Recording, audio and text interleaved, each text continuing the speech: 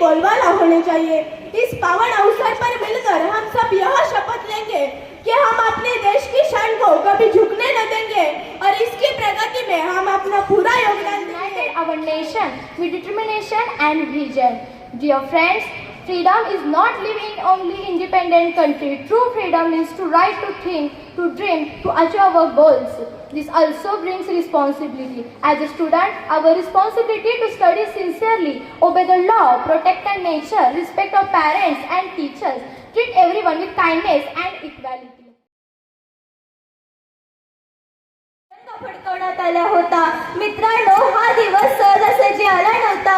छत्रपती शिवाजी महाराजांची स्वराज्याची प्रेरणा, महात्मा गांधीजींची अहिंसा, लोकमान्य टिळकांचा सिंहगर्जना करणारा आवाज आणि अवघ्या 23व्या वर्षी देशासाठी फासावर चढणारे राजगुरू भगत सिंग, सुखदेव आणि यांच्या संघर्षासोबतच झाशीची राणी लक्ष्मीबाई, सावित्रीबाई फुले, हंसा मेहता यासारख्या अनेक वीर गणांनी आपल्या प्राणांची आहुती दिली, ती फक्त देशासाठी। मित्रांनो, देश हा फक्त पुरुषांच्या बलिदानाने नाही बनला, तर तो हा माता भगिनींच्या बलिदानाने सजलेला आहे। विद्यार्थी बंधू भगिनींनो, 15 ऑगस्ट 1947 हा कॅलेंडरमधील एक दिवस नाही आहे। हा दिवस आहे आपल्या भारतीयांनी 47 सालापर्यंत शतकानुशतके केलेल्या संघर्षाचा दिवस आहे, विजयी दिवस आहे। हा दिवस आहे त्यागाचा, हा दिवस आहे बलिदानाच्या यशस्वीतेचा, हा दिवस आहे भारताच्या स्वाभिमानाच्या पुनर्जन्माचा।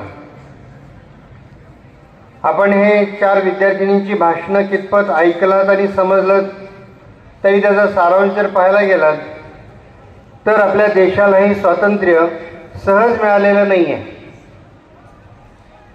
यासाठी महात्मा गांधीजींचा सत्याग्रह होता, लोकमान्य टिळकांचा स्वराज्याचा हुंकार होता, स्वातंत्र्यवीर सावरकरांची जाज्वल्य राष्ट्रभक्ती होती, भगतसिंग, सुखदेव, राजगुरू यांच्या बलिदानाची ज्वाला होती, नेताजी सुभाषचंद्र बोस यांचा निर्धार होता, सरदार वल्लभभाई पटेलांच्या राष्ट्रीय एकतेची इच्छाशक्ती होती, डॉक्टर बाबासाहेब आंबेडकरांच्या सामाजिक न्यायाची दृष्टी होती आणि पंडित जवाहरलाल नेहरूंच्या आधुनिक भारताचे स्वप्न होते। आणि याशिवाय असंख्य ज्ञात अज्ञात स्वातंत्र्य सैनिकांचा त्याग होता।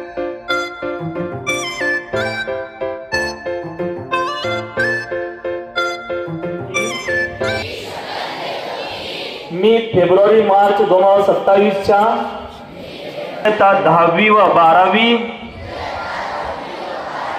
परीक्षेस परिपूर्ण अभ्यास करूनच सामोरे जाईन। मी उत्तीर्ण होण्यासाठी परीक्षेत कोणत्याही गैरमार्गाचा अवलंब करणार नाही।